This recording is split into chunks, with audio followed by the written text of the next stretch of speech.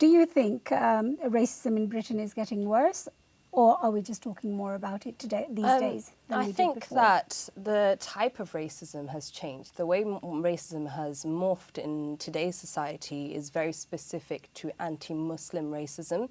So I'd say that I've faced racism my entire life, but before 9/11, it was specifically because of the color of my skin, maybe because I look different. But now we're seeing that anti-Islam racism is what's really being used to attack migrants, asylum seekers.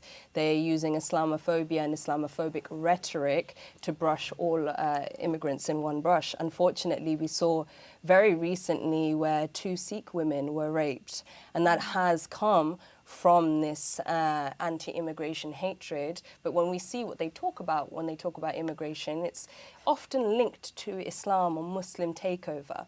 So I think that Britain as a country, if you speak to other communities, such as the black communities, would say that actually it's always been this way. It's always been racist.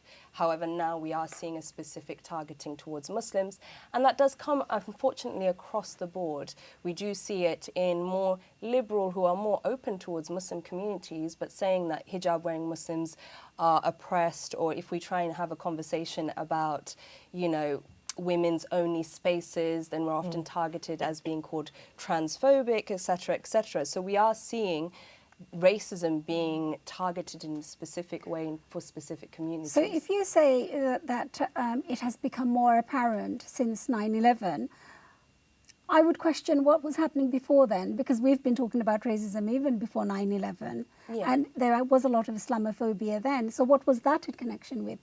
Well, I think that, you know, we are people who are here because we were colonial subjects of the British Empire.